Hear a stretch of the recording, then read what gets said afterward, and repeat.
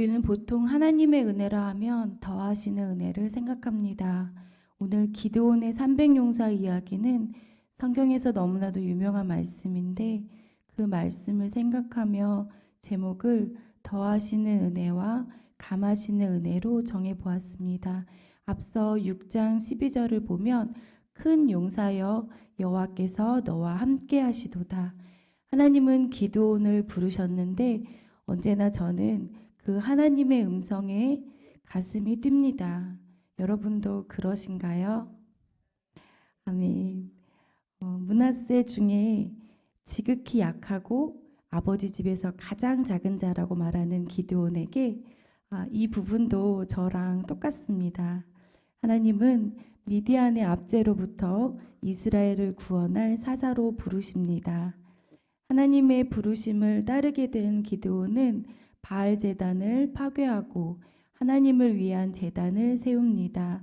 그 일이 끝나자마자 미디안이 주변 나라와 연합한 엄청난 병력으로 이스라엘을 치러 온 것입니다. 그 수가 8장 10절을 보면 13만 5천 명인데요. 이스라엘 수가 3만 2천 명, 그러니까 적군의 수가 10만 2천 명이나 더 많아서 한 사람이 4명을 상대해야 할 판입니다. 그런데 하나님은 이상하게도 분명히 적은데 그것도 많다고 하십니다. 7장 2절입니다. 여호와께서 기드온에게 이르시되 너를 따르는 백성이 너무 많은즉 내가 그들의 손에 미디안 사람을 넘겨주지 아니하리니 이는 이스라엘이 나를 거슬러 스스로 자랑하기를 내 손이 나를 구원하였다 할까 함이니라. 아멘. 은혜는 하나님의 영광을 위한 것임을 잘 알 수 있습니다. 3만 2천 명 중 두려워 떠는 자를 돌려보내고 1만 명이 남습니다. 또 그중 물가에서 물 마시는 테스트를 통과한 300명까지 인원을 감축하게 됩니다. 이는 하나님의 영광이 드러나기 위한 절대적인 조건이었습니다. 인간적인 기준으로 보면 손해 같지만 하나님의 시선에서는 은혜가 더해지는 순간이었습니다. 하나님은 군사의 수를 줄이심으로써 인간의 능력이 아니라 하나님의 전적인 은혜로 승리케 하셨습니다.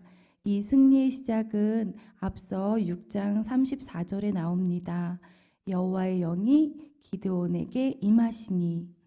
먼저 하나님의 영이 기드온에게 임하심으로 승리하는 시작이 되는 것입니다.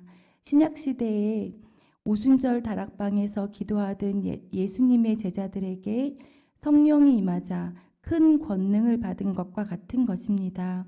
우리도 마찬가지로 강한 힘을 갖고 큰 용사로 세상을 살아갈 방법은 하나밖에 없습니다. 성령 받고 성령님께서 매 순간 충분히 우리와 함께 하시는 것입니다.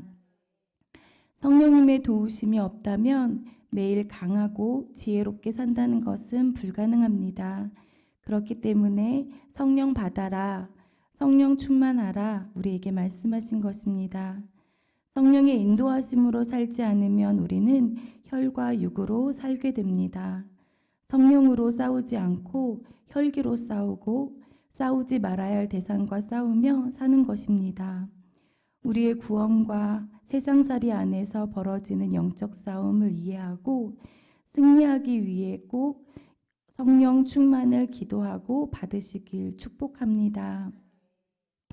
성령 충만할 때 하나님은 환경과 사람을 통하여 우리를 도와주십니다.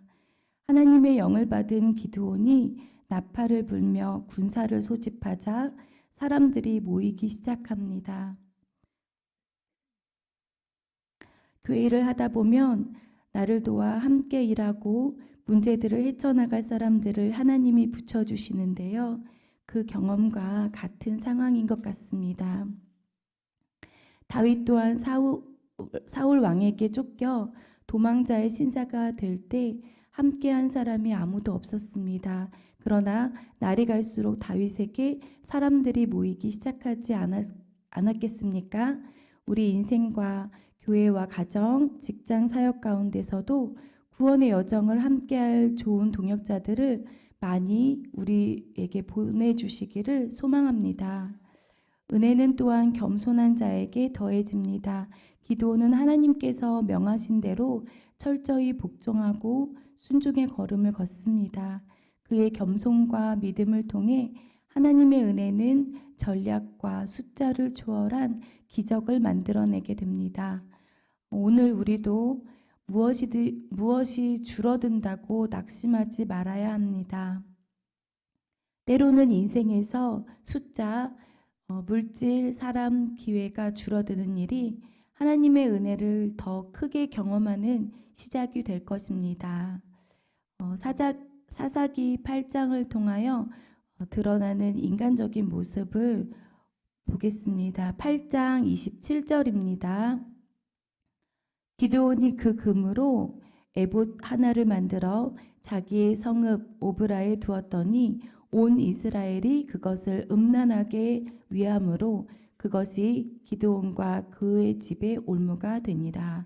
아멘.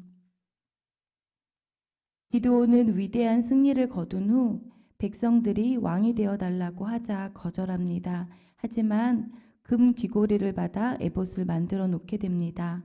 하나님께 영광을 돌렸던 입이 자기 기념물을 만들기 시작하면서 은혜는 점차 흐려집니다. 결국 에봇은 이스라엘에게 우상이 되었고 기드온에게는 올무가 되고 말았습니다.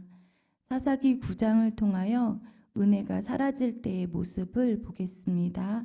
사사기 9장 5절 말씀입니다.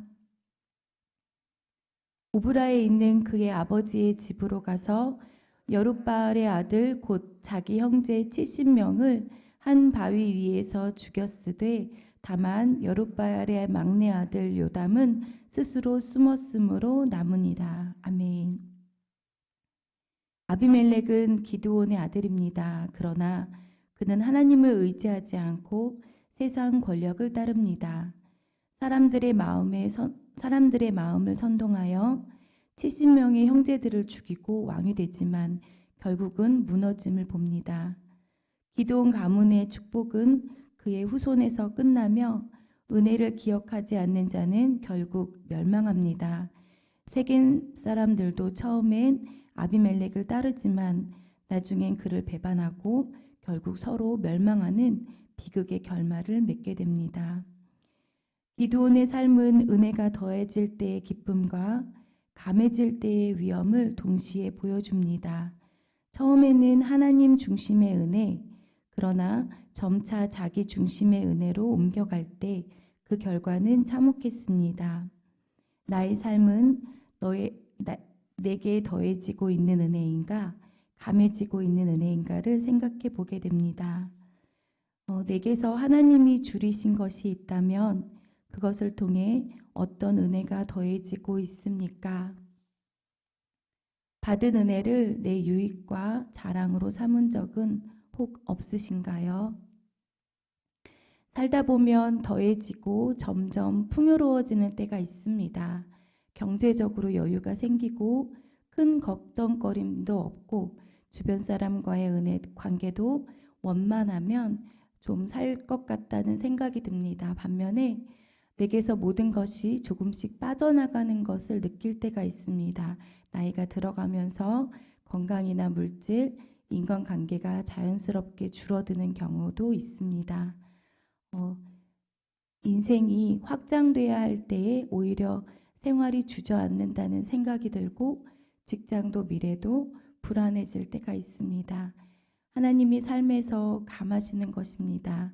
오늘 기드온과 미디안 부족과의 전투에서 하나님의 감하심을 볼 수 있었습니다. 우리는 무언가 내게서 빠져나가는 게 두렵지만 하나님의 감하심 안에는 중요한 뜻이 있음을 오늘 말씀에서 깨닫게 됩니다. 왜냐하면 우리 삶에는 더하심만 있는 게 아니고 감하심도 있기 때문입니다. 평범한 일상에서 자신감이 넘칠 때에 내 삶의 모든 것이 더해지는 순간에 매일 겸손하고 진심을 다하여 하나님과의 좋은 두터운 관계를 키워나가야 할 것입니다. 나를 행복하게 해 주었던 것들은 영원하지 않다는 것을 우리는 모두 알고 있습니다. 하나님은 내게 영원하시고 하나님이 주시는 행복은 영원하다는 걸 믿습니다. 그럼에도 요즘 제 마음 가운데 왜? 라는 부정적인 의문들을 참 많이 던지며 불순종을 상습적으로 해왔던 제가 사도행전 사랑하는 교회 모든 분들과 함께 하나님 한 분만 따르는 기도원과 300용사들이 다 되시길 저도 결단하며 축복합니다. 기도하시겠습니다.